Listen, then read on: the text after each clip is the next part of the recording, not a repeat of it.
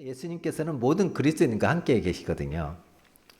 근데 우리가 그런 의문을 가끔 가져요. 왜 주님이 내 안에 계시기만 하고 역사는 안 해주실까? 근데 예수님께서 우리 안에서 역사하시지 않는 게 아니라 사실은 역사하지 못하시는 거예요. 예수님께서 우리 안에 계시면서 역사하지 못하신 이유는 우리가 예수님을 손님으로 여기기 때문이거든요. 우리 요한복음 2장 1절부터 5절 같이 한번 볼까요? 시작. 사흘째 되던 날 갈릴리 가나의 홀레가에서 예수의 어머니도 거기 계시고 예수와 그 제자들도 홀레 청함을 받았더니 포도주가 떨어진지라. 예수의 어머니가 예수에게 이르되 저들에게 포도주가 없다 하니 예수께서 이르시되 여자여 나와 무슨 상관이 있나이까 내 때가 아직 이르지 아니하였나이다. 그의 어머니가 하인들에게 이르되 너에게 무슨 말씀을 하시든지 그대로 하라 하니라. 예수님 지금 어디에 계셨죠? 혼인잔치에 계셨죠. 거기서 무슨 일이 일어났어요? 포도주가 떨어졌어요. 잔치에 포도주가 떨어졌어요. 근데 예수님 지금 가나 혼인잔치에 계셨지만 아무것도 하지 않으셨어요. 포도주가 떨어졌는데 예수님은 나랑 무슨 상관이 있냐? 그렇게 말씀하셨어요. 주님께서 우리에게 이런 말씀하시면 엄청 섭섭하시겠죠, 그죠? 근데 안타깝게도 이게 우리의 현실이라는 거예요. 예수님께서는 우리에게 무엇이 필요하고 또 무엇이 어려운지 알고 계시는데 우리 안에 계시면서도 아무것도 못하고 계시는 거는 우리가 예수님을 손님으로만 여기기 때문인 거예요. 우리는 예수님을 주님이라고 고백을 해야 됩니다. 근데 문제는 예수님께서 정말 우리 삶의 주인인가 하는 거예요. 많은 그리스도인이 예수님을 주님이라고 고백하면서도 실제로는 자기 마음대로 살아요. 그렇기 때문에 우리 안에 계신 예수님께서 역사하고 싶으셔도 못하시는 겁니다. 예수님께서 진정으로 우리의 주님이 되셔야만 역사가 일어나거든요. 가나 혼인잔치집에서 물이 포도주로 바뀌는 기적은 예수님께서 주님이 되실 때 일어나셨어요. 미국 그레이스 커뮤니티 처치의 존 메가더 목사님에게 이런 질문을 했습니다. 지금까지 목회를 하면서 성공한 것은 무엇이고 실패한 것은 무엇입니까? 그렇게 물어보니까 조금도 망설이지 않고 이렇게 대답했대요. 내가 한 것은 다 실패였고 예수님께서 하신 것은 다 성공이었습니다. 왜 예수님이 우리의 삶의 주인이 되지 못합니까? 우리의 자아 때문이에요. 사도 바울이 내가 그리스도와 함께 십자가에 못 박혔나니 그런즉 이제는 내가 사는 것이 아니요 오직 내 안에 그리스도께서 사시는 것이라 그렇게 고백했는데 거기서 뭐예요? 나는 이미 죽었다고 말하는 거예요. 이것이 하나님의 은혜고 십자가 복음의 영광입니다. 우리가 이렇게 고백할 수 있다는 것은 정말 놀라운 일입니다. 근데 많은 사람들이 내가 사는 것이 아니다. 나는 죽었다. 고백하기를 두려워해요. 죽는 것을 비참하게 생각하고 예수 믿으면 꼭 죽어야 하나 그렇게 생각합니다. 근데 우리가 이렇게 반응하는 이유는 우리 자아의 실상을 정말 잘 모르기 때문인 거예요. 사도 바울이 내가 그리스도와 함께 십자가에 못 박혔다고 고백한 이유는 바울 자신이 얼마나 죄에 오염되어 있는지 깨달았기 때문이거든요. 우리는 죄와 자신과 별개인 것처럼 생각합니다. 나는 선한데 연약해서 죄를 짓는다고 생각하는 것이죠. 그러나 우리 자신과 죄는 별개가 아닙니다. 우리 자아 그 자체가 죄덩어리예요. 우리의 의지, 감정, 지식을 포함한 모든 영역이 죄에 오염되어 있어요. 이게 우리 자아의 실상이에요. 그리스도인이라면 누구나 신앙생활 하는 동안 나름대로 경건하게 살려고 노력해 보았죠. 네. 잘 되던가요? 이놈의 승질, 나쁜 습관, 두려움, 염려, 분노, 혈기, 시기, 질투, 음란한 마음 그 일을 이겨내려고 많이 애썼을 텐데 우린 계속 실패와 좌절의 연속인 거죠. 아무리 노력해도 도무지 안 됩니다. 이게 우리의 정직한 사실 고백이죠. 이런 고백이 우리에게는 절망스럽지만 하나님은 이 고백을 기뻐하세요. 자기 죄에서 절망할 때 비로소 나는 죽었습니다. 그 십자가의 진리를 받아들일 수 있는 준비가 그때 비로소 되어 있기 때문인 거죠. 마태복음 13장에 보면 가라지 비유가 나오는데 곡식이 있고 알곡이 있고 가라지가 있죠. 근데 가라지를 심어놓고 김을 잘 매주고 비료를 열심히 주면 가라지가 어느 순간 알곡이 되나요? 그런 일이 일어나지 않습니다. 그래서 그 비유의 핵심은 곡식이 돼야 된다는 거예요.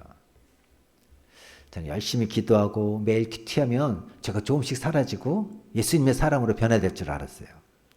그러나 사람의 본성은 달라지지 않는다는 게 결론입니다. 아무리 애쓰고 노력해도 10년이 지나고 제가 이제 45년째 신앙생활을 하는데 45년이 지나고 뭐 목사가 돼도 사람의 본성은 변화되는 게 아니에요. 그래서 하나님은 고치는 게 아니라 바꾸는 방법을 선택합니다. 예수님의 십자가는 우리를 단순히 용서하실 뿐만 아니라 우리가 죽고 다시 살게 하시려는 것, 즉 거듭나게 하시는 거예요. 로마서 6장 1절 말씀 같이 볼까요? 시작. 우리가 알거니와 우리의 옛사람이 예수와 함께 십자가에 못 박힌 것은 죄의 몸에 죽어 다시는 우리가 죄에게 종노릇하지 아니하려 함이니. 우리 옛사람은 이미 예수님께서 십자가에 달려 죽으실 때 예수님과 함께 십자가에 못 박혔어요. 이게 하나님의 방법인 거예요. 그러니까 우리 자아로는 결국 아무것도 할 수 없으니까 예수님과 함께 십자가에 못 박혀 죽고 살게 하는 거예요. 아무리 노력해도 변화되지 않는 가라지를 알곡으로 만들어 주신 것이 바로 예수님의 십자가 복음이에요. 그래서 이 복음을 알면 죽음이 우리에게는 기쁨이 되는 거예요. 그래서 사도 바울은 선언했습니다. 이제는 내가 사는 것이 아니요. 이거는 우울한 고백이 아닙니다. 사도 바울에서 이 고백은 아주 기쁨의 환호성입니다. 죽은 것이 그렇게 좋았을까요? 대답은 예. 왜냐하면 나 자신에 대해서 너무나 절망이 컸기 때문인 거거든요. 사도 바울은 자신의 죽음 안에서 소망과 진정한 삶의 길을 발견했습니다. 실제로 이제 내가 사는 것이 아니라고 고백했던 사도 바울은 이제 거룩하고 능력 있는 삶을 살게 된 거예요. 한국 쪽에 유명한 김익두 목사님 이야기, 여러분도 아마 이 얘기 많이 들었을 거예요. 청년 시절 아주 그냥 뭐 유명한 깡패였다고 그러죠. 시장의 상인들 중에 오늘은 제발 김익두 만나지 않게 해달라고 물 떠놓고 비는 사람도 있었대요. 얼마나 사람들에게 고통과 분란을 안겨줬던지. 근데 이 깡패 청년 김익두가 예수님 믿게 되었습니다. 예수 믿고 회개한 다음에 김익두는 죽었다, 이런 내용의 부고장을 돌렸대요. 깡패 김익두가 죽었다는 소식 듣고 사람들은 굉장히 좋아했다고 합니다. 어느 날 근데 죽었다는 김익두가 검은 책을 하나 들고 버젓이 시장에 나타났습니다. 사람들은 깜짝 놀랐습니다. 알고 보니 김익두가 예수 믿고 목사가 되었다는 거예요.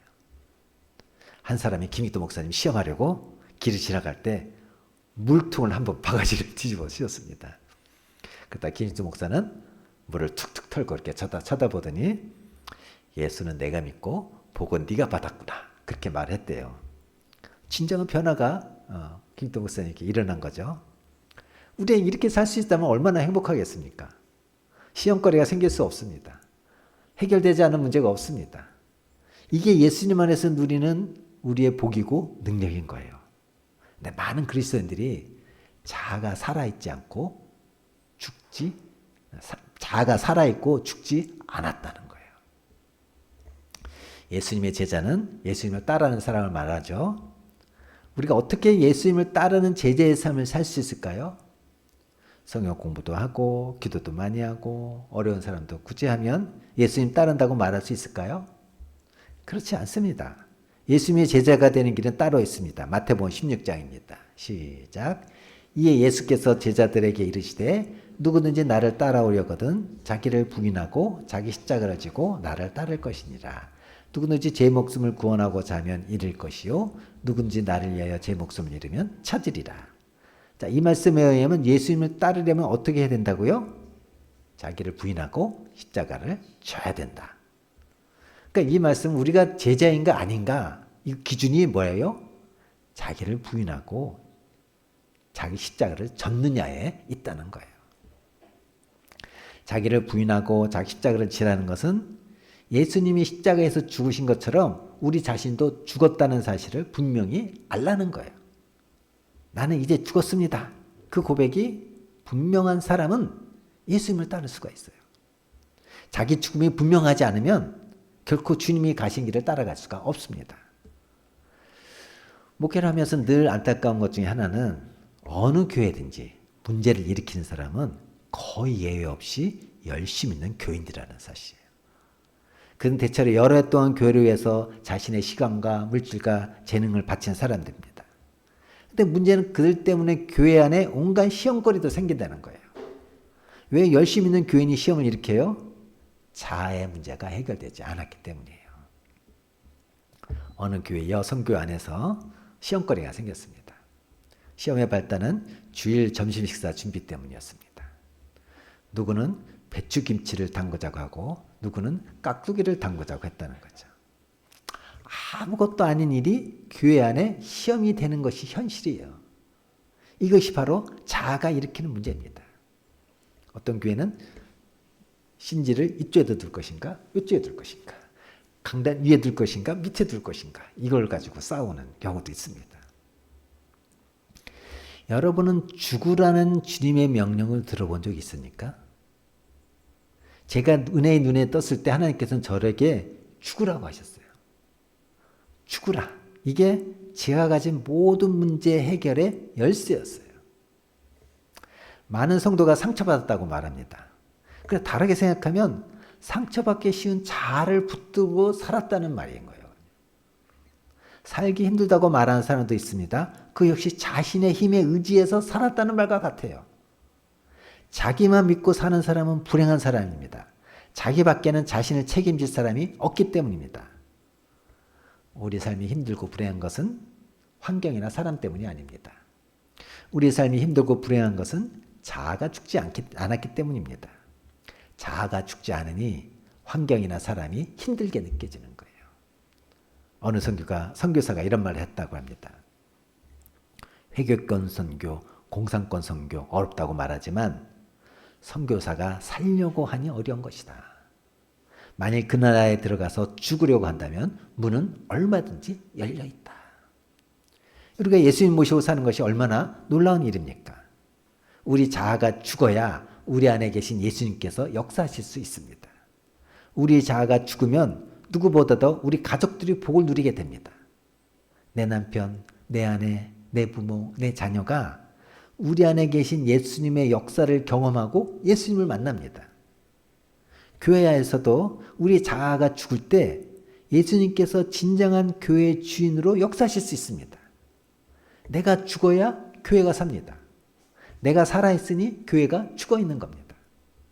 여러분의 학교나 직장도 역시 마찬가지인 거예요. 죽지 않은 자아의 전형적인 문제는 자신이 옳다고 생각하는 거예요. 이것이 우리 안에 계신 예수님의 역사를 경험하지 못하게 하는 가장 큰 장애물이에요. 하나님께서 사사시대의 이스라엘 백성들의 문제를 이렇게 간단하게 진단합니다. 사사기 21장 25절 시작. 그때 이스라엘에 왕이 없었으므로 사람이 자기 자견에 옳은 대로 행하였더라. 세상 사람들의 눈으로 볼 때 자기 소견에 옳은 대로 사는 것은 잘못이 아니죠. 그런데 성경의 기준은 다릅니다. 자기 소견에 옳은 대로 사는 것이 죄예요. 육신의 생각은 하나님과 원수가 된다는 말씀. 그러니까 우리의 생각과 우리의 소견은 하나님의 뜻을 거스르기 때문이에요.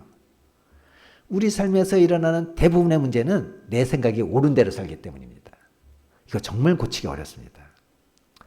차라리 내가 생각해도 틀린 것이면 쉽게 고칠 수 있습니다. 그러나 내 생각에 옳게 보이기 때문에 고치기가 어려운 거예요. 부부가 싸우는 이유가 무엇이죠? 자신이 잘못했다고 하면서 싸우는 부부는 없습니다. 남편 얘기 들어보면 아내가 잘못한 것이고 아내 얘기 들어보면 남편이 잘못한 것입니다. 각자 얘기 들어보면 아무도 잘못한 사람 없습니다. 자기 생각이 옳다고 여기는 자아가 결국 싸움을 부추기는 거예요. 교회 안에서 갈등과 싸움이 생기는 것도 마찬가지입니다. 누구도 교회가 잘못되라고 싸우는 사람은 없습니다. 문제는 자기들이 생각하는 대로 해야만 교회가 잘 된다고 고집하기 때문이에요. 이렇게 자기가 옳다고 고집하는 사람은 하나님도 못 말립니다. 자기 소견에 옳은 대로 행하는 사람은 자아가 충만한 사람입니다. 이런 사람이 얼마나 심각한 문제인지 잘 보여주는 말씀이 있는데요. 잠언 17장 12절입니다. 시작. 차라리 새끼 안 빼앗긴 암곰을 만날지언정 미련한 일을 행하는 미련한 자를 만나지 말 것이니라. 여러분, 새끼 빼앗긴 앙콤이 얼마나 무섭습니까? 근데 차라리 새끼를 빼앗긴 앙콤을 만날지언정 미련한 자를 만나지 말라고 말씀하셨어요. 이 새끼 뺏긴 앙콤보다 무서운 게 바로 미련한 사람이라는 거거든요. 근데 잠언 26절 12절입니다. 시작.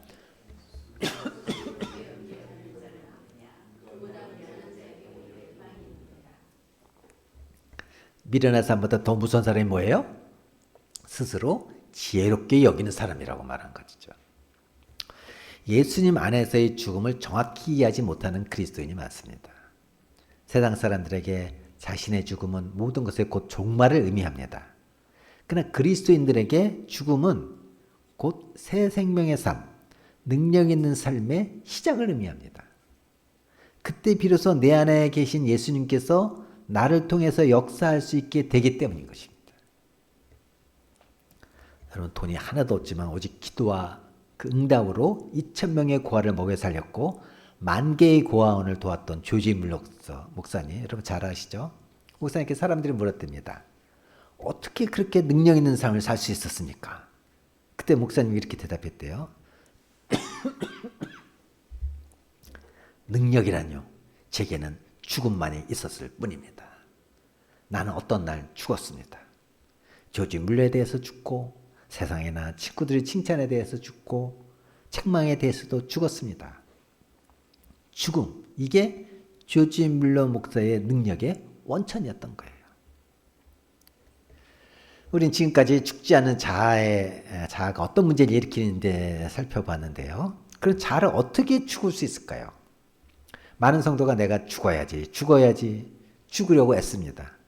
그러나 분명히 알아야 될 것은 우리는 자아가 이미 뭐예요? 죽었다는 사실이에요. 자아가 죽었다는 것은 믿음이 장성한 수준을 말하는 게 아니라 초신자 수준이에요. 로마서 6장 3절입니다. 시작.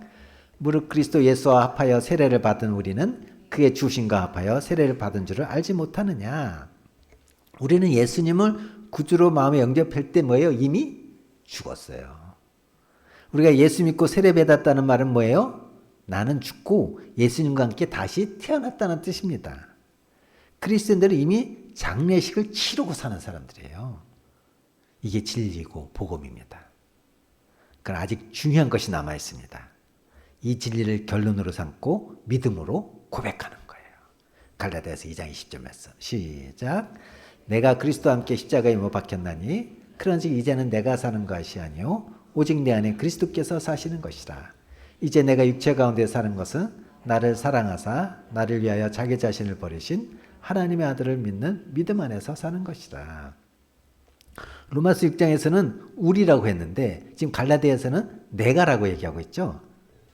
그러니까 로마서 6장은 복음의 진리를 말하는 거고 갈라디아 2장은 개인적인 신앙 고백을 말하는 거예요.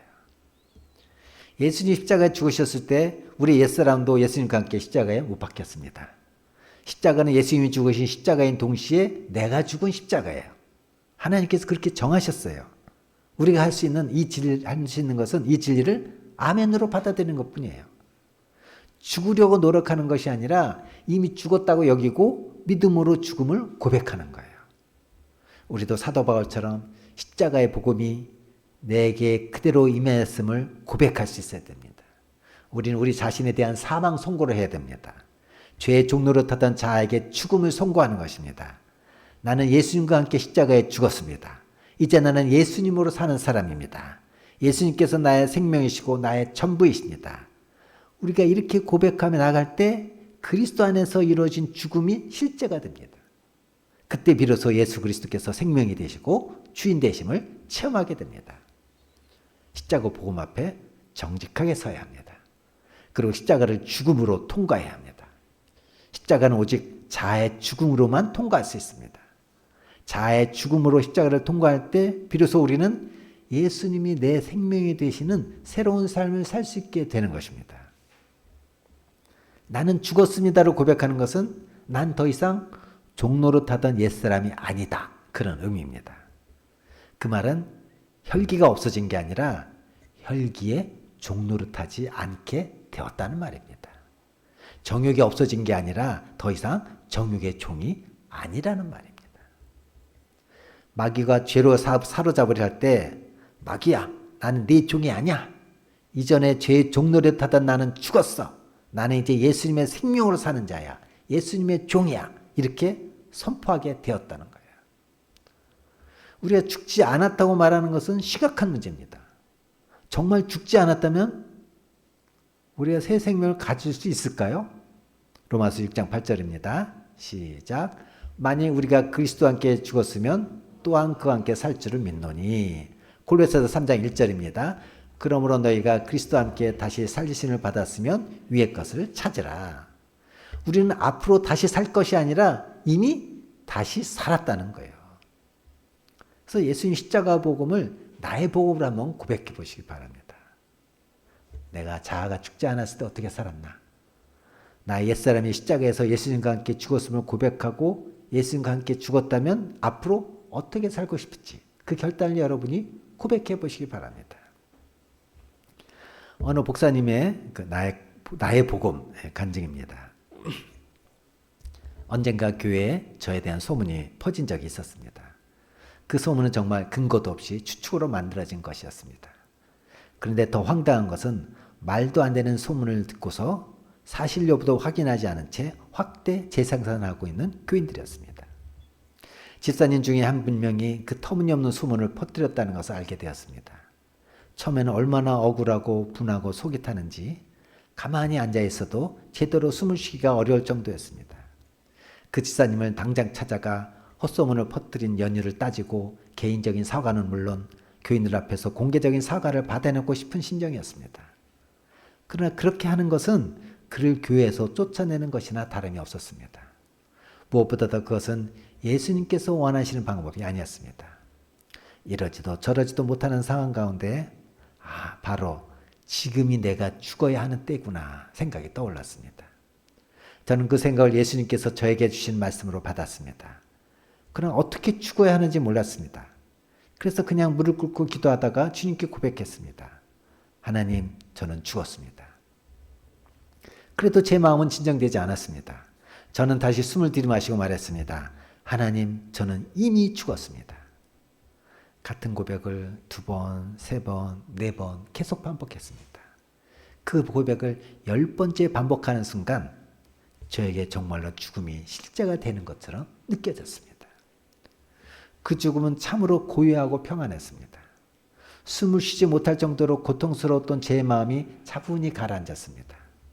이제 더 이상 거짓 소문을 퍼뜨린 집사가 밉지 않았습니다. 그리고 그 소문을 쉬쉬하며 다른 이들에게 전하였던 교인들에 대한 섭섭함도 모두 사라졌습니다. 마음의 격동이 사라지고 평온해졌습니다. 저는 다시 주님의 마음을 구했습니다.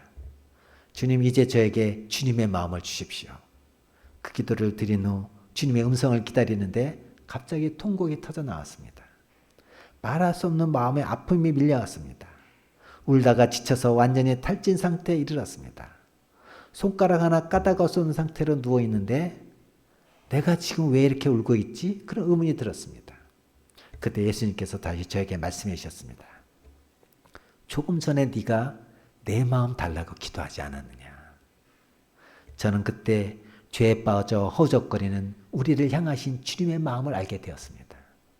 분노가 아니라 슬픔이었습니다. 주님은 교회 안에서조차 서로 헐뜯고 상처 주고 자기를 주장하며 살아가는 우리를 보면서 깊이 슬퍼하고 계셨습니다. 헛소문을 퍼뜨려 교회를 혼란스럽게 하는 집사를 바라보며 통곡하시고 그 집사를 향해 숨을 쉬지 못할 만큼 분노하시는 목사를 바라보며 통곡하고 계셨던 것입니다.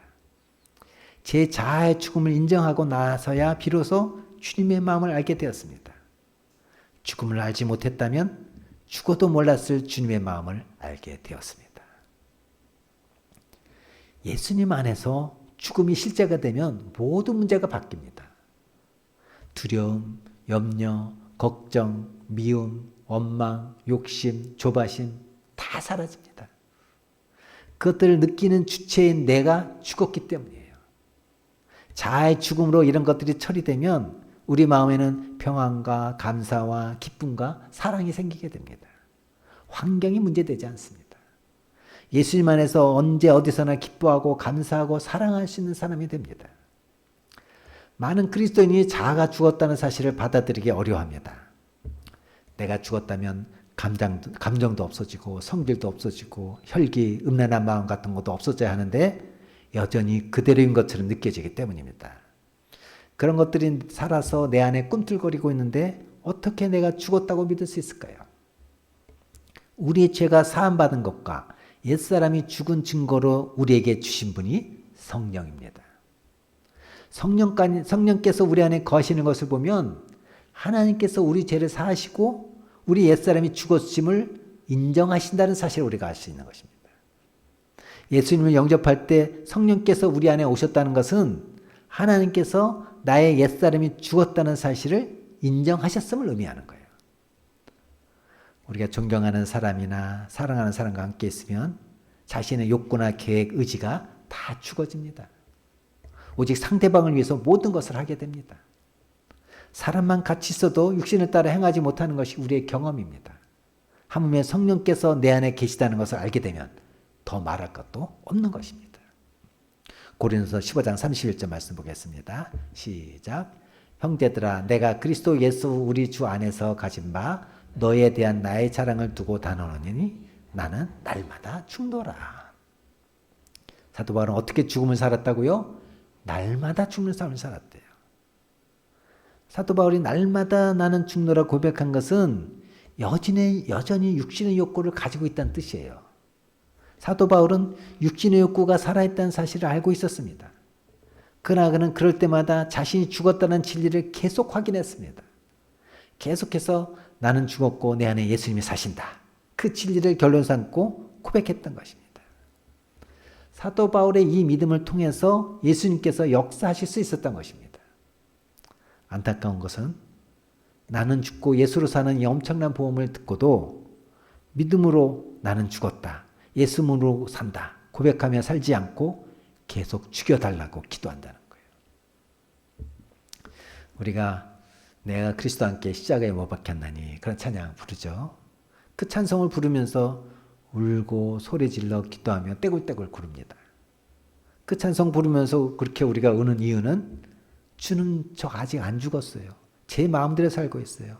회개합니다. 이제 죽을게요. 한 번 더 기회를 주세요. 저를 죽여주세요. 그것 때문인 거죠. 이미 죽었다고 노래하면서 속으로는 안 죽었어요. 죽여주세요 한 것이에요. 갈라디아서 2장 20절 말씀은 회개의 말씀이 아니라 소원의 말씀이 아니라 확신의 말씀, 은혜의 말씀, 능력의 말씀인 거예요. 자아는 주님이 죽여주신 것이 아닙니다. 자신이 자아를 죽음으로 처리하는 거예요. 예수님의 제자들 중에는 두 가지 유형이 있습니다. 첫 번째 유형은 주님의 일을 스스로 열심히 하는 사람들이고 두 번째 유형은 주님이 자신 통해서 일하시도록 하는 사람입니다. 그 차이가 뭐죠? 주님의 일을 스스로 열심히 하는 유형의 제자는요. 빌립보서 4장 2절 말씀 봅니다. 시작. 내가 유오디아를 권하고 순두개를 권하노니 주 안에서 같은 마음을 품으라.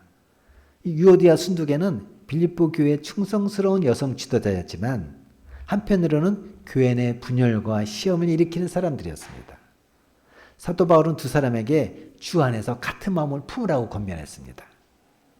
우리는 열심히 무조건 좋은 것만은 아니라는 걸 알 수가 있죠. 유오디아와 순두개 같은 유형의 사람들은 열심히 있지만 주도권을 자신이 가지고 있는 사람이에요. 그래서 잘한 것은 자랑과 교만으로 나타나고 잘 안 된 것은 불평과 낙심으로 나타납니다. 주변에는 계속 갈등과 다툼이 있고 시험거리가 많습니다. 두 번째, 주님께서 자신을 통하여 일하시도록 하는 유형의 제자는요. 로마서 15장 17절 18절입니다. 시작. 그러므로 내가 그리스도 예수 안에서 하나님의 일에 대하여 자랑하는 것이 있거니와 그리스도께서 이방인들을 순종하게 하기 위하여 나를 통하여 역사하신 것 외에는 내가 가만히 말하지 아니하노라. 사도 바울은 자신이 한 일을 나타내고 드러나는데 결코 관심이 없었습니다. 그가 말하고 싶은 것은 오직 예수님께서 자신을 통해 어떻게 역사하셨는지에 관한 것이었어요. 삶의 주도권이 예수님에게 있었다는 것을 말해주는 것입니다.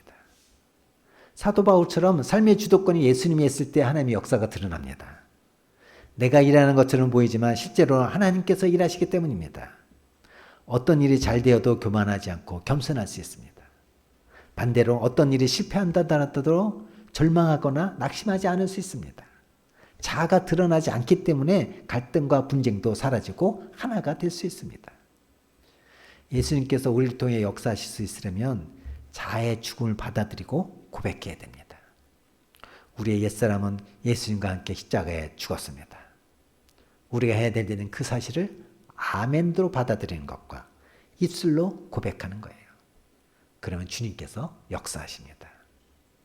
이것은 우리가 아무것도 하지 않은 것을 말하는 게 아닙니다. 죽음을 믿고 고백한다는 것은 예수님께 맡기고 완전히 순종하는 상태를 말하는 거예요. 나의 의지를 버리고 주님의 의지로 행하고 나의 감정이 아니라 주님의 감정으로 느끼고 나의 지식과 경험에 의존하지 않고 매 순간 주님께 묻는 자세로 사는 걸 말합니다. 그럴 때 비로소 예수님께서 나를 통해 역사하실 수 있게 되는 것입니다. 예수님께서 여러분을 통해 하고 싶은 일이 무엇일까요? 깊이 생각해 보시기 바랍니다. 우리는 흔히 나를 향한 주님의 계획이 무엇입니까? 묻습니다. 주님의 뜻을 묻고 있지만 여전히 주체는 나예요. 우린 질문을 바꿔야 됩니다. 우리는 그저 주님의 계획은 무엇입니까? 그렇게 물어야 합니다. 그렇게 할 때 바른 답을 얻을 수 있고 우리가 무엇을 해야 하는지 알 수 있게 됩니다. 고등부의 한 여학생이 어릴 때 부모님이 모두 돌아가셔서 고모 밑에서 자랐습니다. 그 고모는 조카들 키우느라 결혼도 못하고 온갖 고생을 하며 살았습니다. 학생은 고모가 자기들을 위해서 희생하는 것은 고맙지만 날이 갈수록 심해지는 고모의 잔소리에 반항심이 생겼습니다. 특히 고모가 교회 다니는 것을 반대하는 것은 견딜 수가 없었습니다. 그래서 집에만 오면 숨이 막혔고 계속해서 고모와 싸웠습니다. 교회에서 기도할 때면 언제나 고모와 싸운 것이 마음이 아팠습니다. 가장 큰 회개의 제목이었습니다. 어느 날 그 학생은 교회에서 우리가 죽어야 우리 대신에 예수님이 역사하신다. 그런 설교를 듣고 큰 은혜를 받았습니다. 그 순간 나 대신 예수님이 우리 고모를 만나시면 얼마나 좋을까 그런 생각이 들었습니다. 예배 마친 후 집으로 돌아간 학생은 현관에 문고리를 잡고 기도했습니다. 하나님, 저는 고모를 만나면 싸우지 않을 자신이 없습니다. 제 대신 주님이 우리 고모를 만나주세요.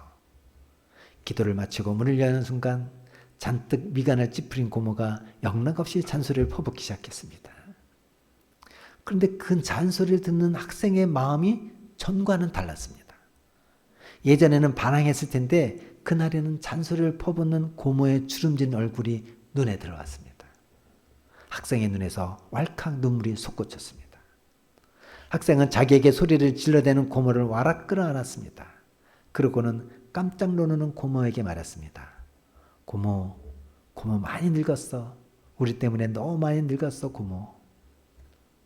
고모는 전혀 예상하지 않았던 조카의 행동과 말 때문에 당황했지만 그 순간 가슴에서 오랫동안 응어려져 있던 것이 풀어지는 느낌을 받았습니다. 그날 고모와 조카는 서로 붙들고 한참을 울었습니다. 예수님께서 조카를 통해서 한 여인의 삶을 치유하고 해방시키는 순간이었습니다. 그날 이후 고모는 조카를 따라서 교회에 나왔고 지금은 교회의 충성스러운 집사가 되어 주님을 섬기고 있습니다. 우리 가정에 예수님이 함께 계시다고 느껴지지 않는 것은 남편과 아내가 서로 죽지 않았기 때문입니다. 남편이 죽으면 아내가 남편 안에 계신 예수님을 만납니다. 아내가 죽으면 남편이 아내 안에 계신 예수님을 만납니다. 부모가 죽으면 자식이 예수님을 만나고 자식이 죽으면 부모가 예수님을 만납니다. 이것보다 더 큰 행복은 없습니다. 순종에는 두 가지가 있습니다. 첫 번째 순종은 자신의 힘으로 노력하는 순종입니다. 이런 사람은 결국 노력해도 잘 되지 않는다는 좌절감을 느낄 수밖에 없습니다. 두 번째 순종은 죽음으로 하는 순종입니다. 자아가 죽어야 비로소 진짜 순종이 됩니다. 하나님께 순종하지 못하는 가장 큰 장애물이 사실은 자아이기 때문입니다. 우리가 정말 예수님 안에서 죽기로 각오하면 예수님이 반드시 살 길을 인도하십니다. 내 자아의 죽음은 결코 신앙생활의 목표가 아닙니다. 돌을 닦아서 이르러야 할 경지가 아닙니다. 내가 죽었다는 것은 믿음의 시작이고 주님이 역사하시는 삶의 출발점입니다. 여러분은 죽음을 받아들이고 순종했을 때 하나님께서 역사하신 간증이 있습니까? 나는 죽고 예수로 사는 십자가 복음의 핵심은 죽음이 아니라 생명에 있습니다. 나는 죽고에 초점이 있는 것이 아니라 예수로 살고에 초점이 있는 것입니다. 예수님은 우리 안에 계십니다. 근데 왜 우리는 예수님의 생명으로 살지 못합니까? 내가 죽었다는 사실을 믿음으로 받아들이지 않기 때문입니다. 나의 죽음을 믿고 받아들이지 않기 때문에 예수님으로 사는 삶으로는 한 발자국도 나가지 못하는 것이에요. 주님을 인격적으로 알고 나면 죽음은 저절로 됩니다. 지금 여러분 앞에 주님이 계십니다. 그 주님 앞에서도 여전히 더러운 죄를 지을 수 있을까요? 하나님 앞에서도 나는 하면서 자기 주장을 할 수 있을까요? 주님 앞에서 염려하고 걱정할까요? 하나님의 말씀 들었을 때 안 돼요, 못 해요, 그것만은 할 수 없어요, 이렇게 말할 수 있을까요? 이게 바로 죽음입니다. 이 죽음은 육신이 죽고 난 다음에 경험하는 게 아닙니다. 예수님을 진정으로 영접했을 때 누구나 경험하는 것입니다. 먹고 사는 걱정이 주님께 맡겨집니다. 오직 주님 죽음만 보여드리면 됩니다. 사도 바울은 그가 항상 죽음을 고백하며 사는 이유를 이렇게 말했습니다. 고린도서 4장 10절입니다. 시작. 우리가 항상 예수의 죽음을 몸에 짊어짐은 예수의 생명이 또한 우리 몸에 나타나게 하려 함이라. 우리 살아있는 자가 항상 예수를 위하여 죽음에 넘겨짐은 예수의 생명이 또한 우리 죽을 육체에 나타나게 하려 함이라. 사도 바울은 예수님의 죽음을 짊어지고 살았습니다. 자기 십자가를 지고 살았다는 말입니다. 그는 항상 자기 십자가를 지고 살았다는 이유는 그때 예수님의 생명이 자신을 통해 나타날 수 있었기 때문입니다. 예수님 안에서 죽은 사람은 어떤 시험도 이길 힘을 얻게 됩니다. 죽음조차도 더 이상 그를 두렵게 할 수 없습니다. 그리고 이런 믿음을 통하여 예수의 생명이 역사가 나타나는 것입니다. 산안목자교회 유기성 원로 목사님의 간증입니다. 2001년 11월 서울 동광교회에서 부흥회를 인도할 때입니다. 그 교회 교우들과 식사를 마친 후 저녁 집회 준비를 위해 숙소로 돌아가는 길이었는데 아내에게서 전화가 왔습니다. 전화를 받으니 아내 목소리가 평소와 달리 가라앉아 있었습니다. 여보, 저 암이래요. 아내는 청천벽력 같은 검진 결과를 받아들고 혼자서는 집으로 돌아갈 기력이 없어서 병원 로비에 앉아 저에게 전화를 했던 것입니다. 저는 망치로 머리를 얻어맞은 것처럼 정신이 없었습니다. 당장 저녁 집회 때 설교할 자신이 없었습니다. 바로 달려가 아내 옆에 있어야 할 것 같았습니다. 하지만 저는 아내에게 이렇게 말할 수밖에 없었습니다. 여보, 너무 미안해. 지금 내가 당신에게 갈 상황이 아니야. 당신 혼자 집에 가야겠어. 저녁 집회 준비를 위해 머리를 숙인 채 제 머릿속에는 온통 아내에 대한 걱정뿐이었습니다. 저는 주님께 기도했습니다. 주님, 설교할 힘이 없습니다. 이 상황에서 제가 무슨 설교를 할 수 있겠습니까? 주님께서 즉각 응답하셨습니다. 그 응답은 저에 대한 책망이었습니다. 너는 내가 이미 죽었다고 고백해놓고 뭘 또 그렇게 죽겠다고 아우성이냐. 오늘 저녁 집회에 참석하는 교인들 중에 내 아내처럼 큰 병에 걸려 절박한 심정으로 해답을 구하는 자가 있다면 너는 그에게 무슨 말을 하겠느냐. 네가 네 아내에게 해줄 말을 그에게 해라. 저는 그제야 제가 이미 죽었음을 깨달았습니다. 기도가 바뀌었습니다. 주님, 아내를 주님께 맡깁니다. 제가 할 수 있는 것은 아무것도 없습니다. 다만 오늘 저녁 집회에 암 선고받고 온 이가 있다면 말씀을 통하여 구원하시는 하나님을 만나게 해 주시옵소서. 그날 밤 저는 제가 할 수 있는 최선을 다해 말씀을 전했습니다. 큰 은혜가 있었습니다. 집회를 마치는 운전하여 집으로 돌아오는데 걱정스러운 마음이 들었습니다. 지금 아내는 어떤 상태일까? 나는 아내에게 무슨 말을 해야 할까? 모르긴 해도 지금쯤 아내는 초죽음 상태가 되어 자리에 누워있을 것이 뻔했습니다. 저는 두려운 마음으로 초인종을 눌렀습니다. 근데 현관문을 여는 아내의 표정이 무척 밝았습니다. 여보, 괜찮아? 예, 저 괜찮아요. 아내는 웃음을 지으며 제 말을 받았습니다. 저는 아내의 밝은 표정에 어리둥절해서 자초지종을 물었습니다. 아내는 저에게 다음의 이야기를 들려줬습니다. 정신이 혼미한 상태에서 전철을 타고 안산까지 왔어요. 자꾸 눈물이 흘렸어요.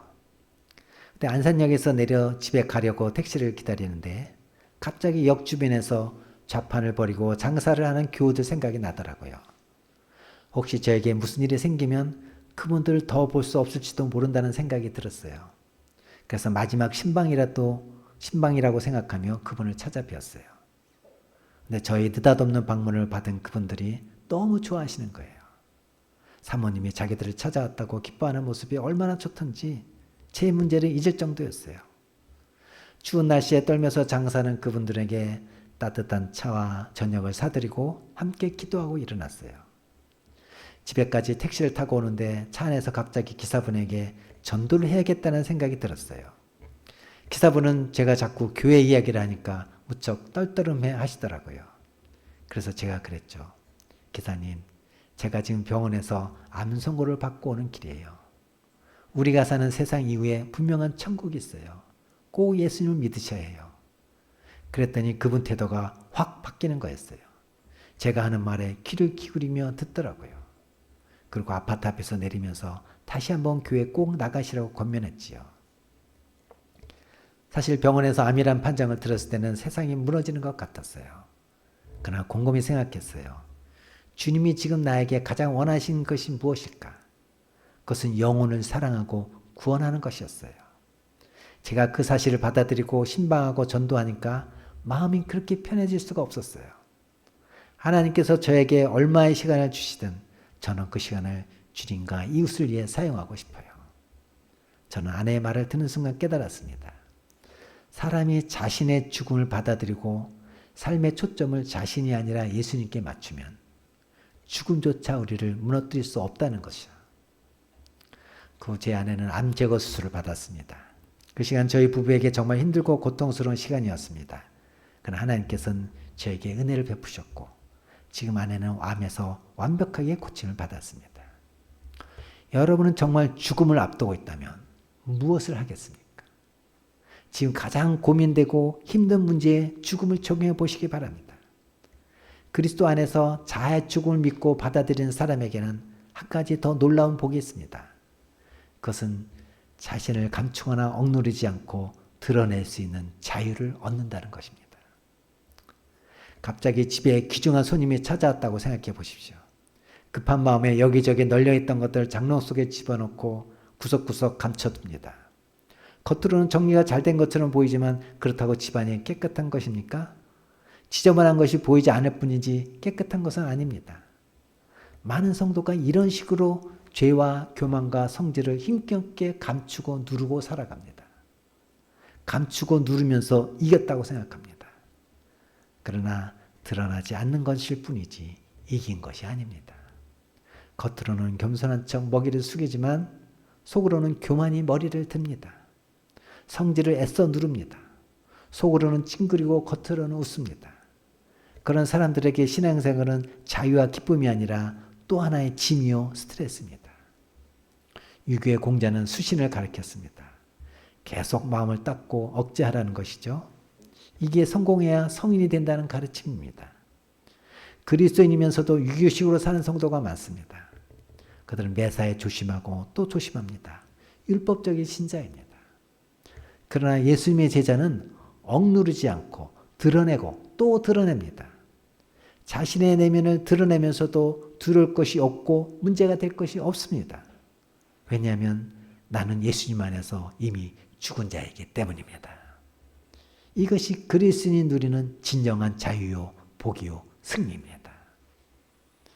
여러분은 죄와 성질을 힘써 누르고 감추고 꾸미며 살지는 않습니까?